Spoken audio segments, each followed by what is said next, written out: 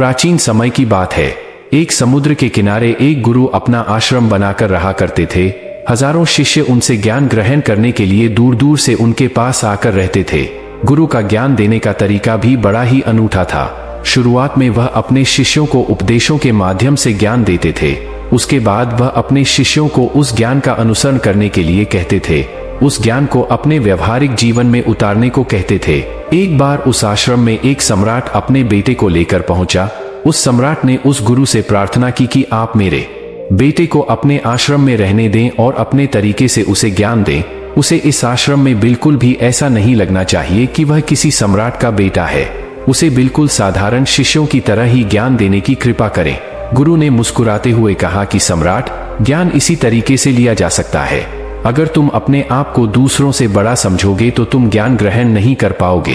अगर तुम्हें ज्ञान ग्रहण करना है तो तुम्हें दूसरों की तरह अपने आप को साधारण समझना होगा। यही ज्ञान ग्रहण करने की सबसे पहली सीढ़ी होती है। तुम निश्चिंत रहो, आज से तुम्हारे बेटे की जिम्मेदारी मेरे कंधों पर रही। यह कहकर गुरु सम्राट के बेटे को अपने लेकर समुद्र के किनारे टहलने के लिए निकल गए। आश्रम के बाकी सभी बच्चे उस सम्राट को देख रहे थे। सम्राट अपने बेटे को अपने रथ पर बिठाकर लाया था, जिससे सभी बच्चे समझ गए थे कि यह लड़का सम्राट का बेटा है। इसी वजह से आश्रम के सभी बच्चे सम्राट के बेटे की तरफ आकर्षित हो गए थे। जब गुरु सम्राट के बेटे को लेकर समुद्र पर टहल रहे थे तो सम्राट का बेटा अचानक फूट फूट कर रोने लगा, क्योंकि अभी वह सिर्फ 12 वर्ष का था और 12 वर्ष की आयु में उसके पिता उसे अपने से दूर छोड़कर चले गए थे। यह सदमा वह बच्चा सहन नहीं कर पा रहा था। वह नहीं समझ पा रहा था कि उसके पिता उसकी भलाई के लिए उसे उस गुरु के पास छोड़कर गए हैं। उसे रोते हुए देखकर गुरु ने कहा कि बेटा, मैं तुम्हें चुप नहीं करूंगा। हो सकता है कि आज मैं तुम्हारे आंसू पहुंच दूं, लेकिन कल तुम फिर अपने आप को अकेला पाओगे। याद रखना, जीवन में इंसान अकेला आता है और अकेला ही जाता है। जितनी जल्दी जो इंसान इस बात को समझ लेता है, वह उतनी जल्दी आत्मज्ञान के रास्ते पर निकल पड़ता है। गुरु ने अपनी बात आगे बढ़ाते हुए कहा कि जो इंसान अकेला रहना सीख लेता है, वही खुद से प्यार कर पाता है, और जो खुद से प्यार करना जानता है, वह किसी के भी जाने का अफसोस नहीं करता, क्योंकि वह खुद से ही प्यार करता है। धीरे धीरे तुम आश्रम के माहौल में ढल जाओगे। शुरुआत में तुम्हें समस्या आ सकती है, लेकिन कुछ दिनों के बाद तुम इसे आत्मसात कर लोगे। उसके बाद तुम्हें यही जगह बहुत अच्छी लगने लगेगी। यह जगह तुम्हें अपनी महल जैसी लगने लगेगी। संध्या हो चली थी। समुद्र के दूसरे छोर पर सूरज छिपने लगा था और अपनी लालिमा पूरे आसमान में बिखेर रहा था। बड़ा ही सुंदर दृश्य था और गुरु उस शिष्य को अपने साथ लेकर आश्रम में वापस लौट आए। उस शिष्य को भी थोड़ी सांत्वना मिली, क्योंकि गुरु की आंखों में एक अभूतपूर्व शांति झलक रही थी। और जब हम किसी एकांतवासी गुरु की आंखों में वह शांति देख लेते हैं तो हमारे हृदय में से भी सारा भार हट जाता है, मन एकदम निर्मल हो जाता है। जब सम्राट का बेटा रात्रि का भोजन करने के लिए भोजन कक्ष में पहुंचा तो आसपास के सभी शिष्य उसके पास आने लगे। उन सभी को पता था कि यह सम्राट का बेटा है और अगर हम इससे दोस्ती कर लेते हैं तो उससे हमारा बहुत फायदा होने वाला है। यही सोचकर आश्रम के ज्यादातर बच्चों ने उसे घेर लिया था। बस कुछ बच्चे जो अकेले रहने का महत्व समझते थे, जो दिखावे में विश्वास नहीं करते थे, वह उस सम्राट के बेटे के पास जाने की बजाय अपना पूरा ध्यान खाने पर लगा रहे थे और एकांत में बैठकर अपना भोजन कर रहे थे। कुछ दिनों के बाद सम्राट के बेटे की आश्रम के ज्यादातर बच्चों के साथ दोस्ती हो गई। अब वो आश्रम में उन बच्चों के साथ घूमता, उन्हीं के साथ अपना ज्यादातर समय बिताता। आखिरकार सम्राट का बेटा था, सुख सुविधाओं में पला बढ़ा था। आसपास बहुत से दास और दासियां होते थे। आसपास अपने मित्रों से गिरे होना वही दिन जरिया उसने इस आश्रम में भी अपना ली थी। ऐसा नहीं था कि गुरु को यह सब पता नहीं था, पर गुरु उसे अलग तरीके से ज्ञान देना चाहते थे। बच्चों को ज्ञान आप उपदेश देकर नहीं दे सकते, उन्हें साक्षात्कार कराना पड़ता है। उसके बाद उन्हें वह बात समझ आती है जो आप समझाना चाहते हैं। गुरु को यह बात पता थी कि अगर मैं इसे बोलकर बताऊंगा तो यह कभी समझ नहीं पाएगा।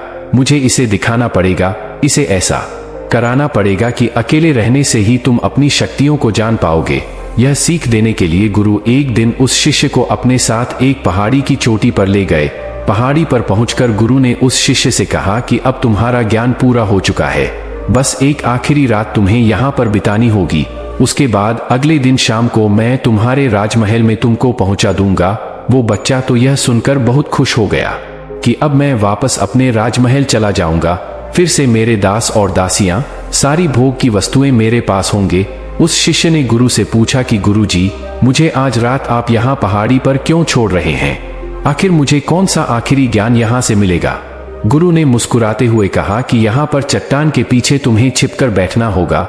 यहाँ पर रोज रात को एक बाज आता है, तुम्हें उस बाज को देखना है, बड़ी गौर से देखना है, हर गतिविधि देखनी है, और उस बाज को देखने के बाद अगले दिन अगर तुम उस बाज की खूबियां मुझे बता पाए तो मैं तुम्हें तुम्हारे राजमहल वापस भिजवा दूंगा। और हाँ, सुबह आने से पहले एक बात पर और ध्यान देना है, एक चरवाहा यहाँ पर अपनी भेड़ों को चराने के लिए आता है, तुम्हें उन भेड़ों की गतिविधियां भी देखनी है। याद रखना, बाज की गतिविधि रात को और भेड़ों की गतिविधि सुबह।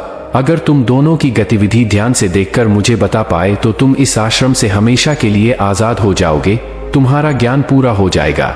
मैं तुम्हारे पिता को कह दूंगा कि यह बच्चा हमारे आश्रम का सबसे ज्ञानी बच्चा है। यह कहकर गुरु अपने आश्रम में वापस लौट आए और वह बच्चा वहीं पर उस चट्टान के पीछे खड़ा हुआ उस बाज का इंतजार करने लगा। काफी वक्त बीत जाने के बाद वहां पर एक बाज अपने बच्चों के साथ पहुंचा।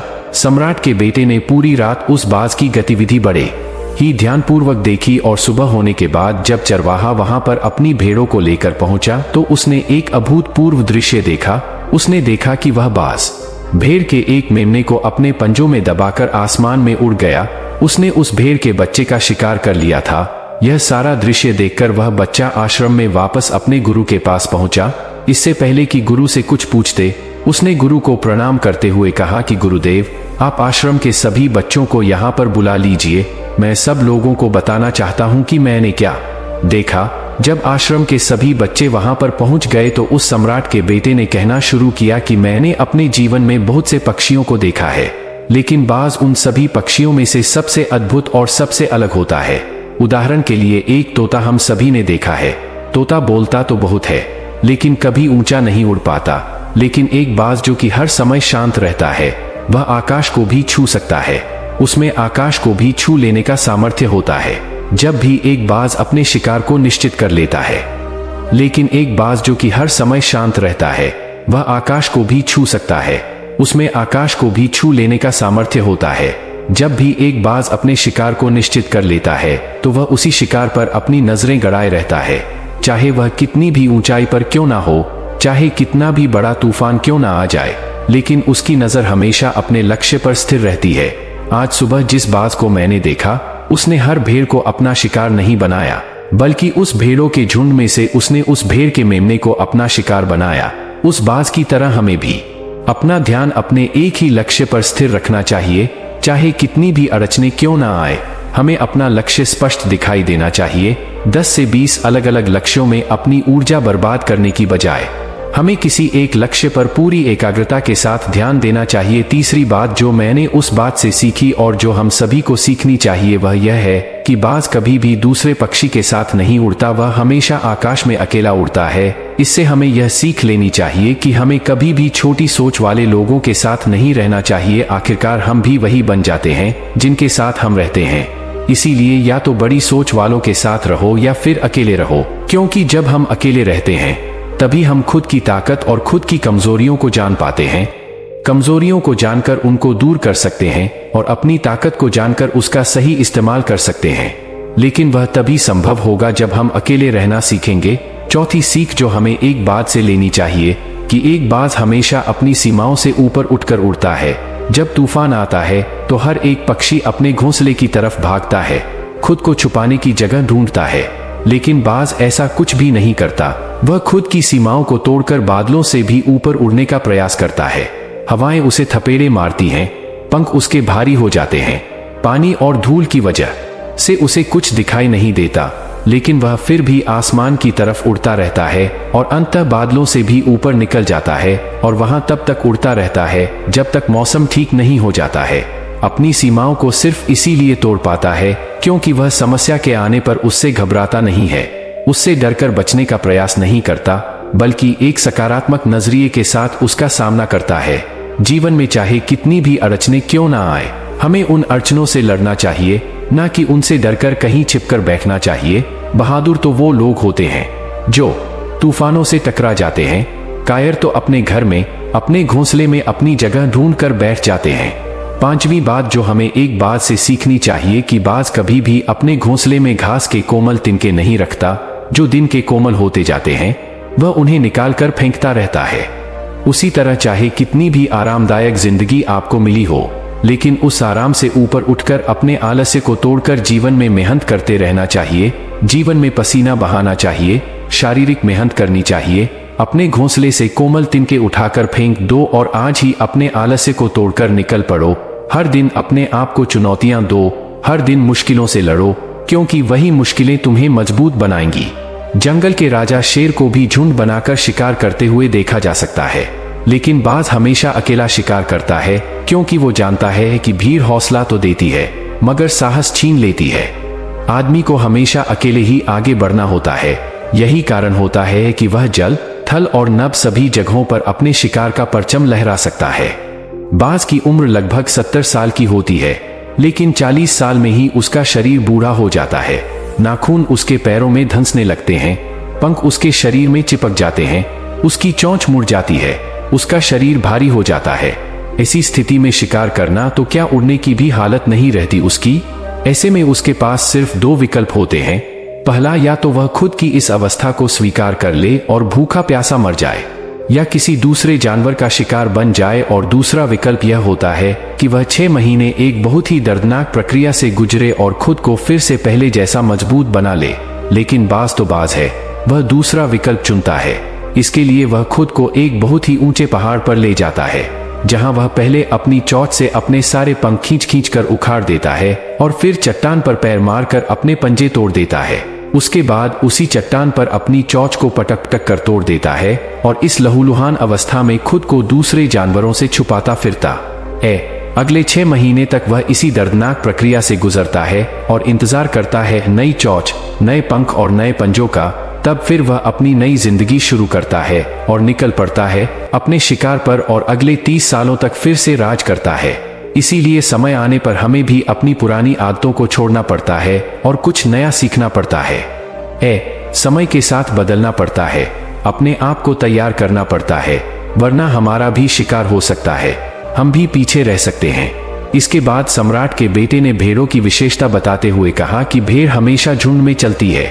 उन्हें झुंड में एक साथ चलने से हिम्मत मिलती है, लेकिन जैसे ही उन पर शिकार होता है वैसे ही वह भीड़ तितर बितर हो जाती है और उस पूरी भीड़ में से एक भी भेड़ अपने की मदद करने के लिए वापस नहीं लौटती। इससे हमें यह सीख मिलती है कि हमारे साथ कितने भी लोग खड़े हो, किसी पर भी यकीन नहीं करना। यकीन करना तो खुद पर करना, क्योंकि बुरा समय आने पर वह भीड़ कब तितर बितर हो जाएगी आपको पता ही नहीं चलेगा। गुरु को प्रणाम करते हुए सम्राट के बेटे ने अपने गुरु से कहा कि गुरुदेव, अगर मुझसे कोई सीख रह गई हो तो करके आप बताने की कृपा करें। गुरु ने सभी बच्चों को संबोधित करते हुए कहा कि यह सभी बातें जो अभी इस बच्चे ने बताई है सब सही है, लेकिन यह सारी खूबियां आप लोगों में तभी पैदा हो पाएगी जब आप अकेले रहने का अभ्यास करेंगे। आपने देखा होगा कि बाज कभी भी किसी दूसरे पक्षी के साथ नहीं रहता, ना ही किसी के साथ अपनी जोड़ी बनाता। वह आसमान में अकेला उड़ता है और अकेला उड़ने की वजह से वह अपनी ताकत और अपनी कमजोरियों को जान पाता है। इसके बाद गुरु ने अपनी बात खत्म करते हुए कहा कि मैं आज रात इस सम्राट के बेटे को इसके राजमहल में छोड़ने के लिए जा रहा हूं, क्योंकि इसकी सीख यहाँ पर पूरी हो गई है। और यह कहकर गुरु उस सम्राट के बेटे का हाथ पकड़कर राजमहल की तरह माना हो गए और बाकी के सभी बच्चे उन्हें पीछे से जाते हुए देखते रहे। तो दोस्तों, कैसी लगी यह कहानी आपको कमेंट सेक्शन में जरूर बताना, और अच्छी लगी हो तो इस चैनल को सब्सक्राइब करके नोटिफिकेशन बेल को जरूर प्रेस कर देना। तो मिलते हैं अगली कहानी में, तब तक के लिए राम राम, नमो बुद्धाय।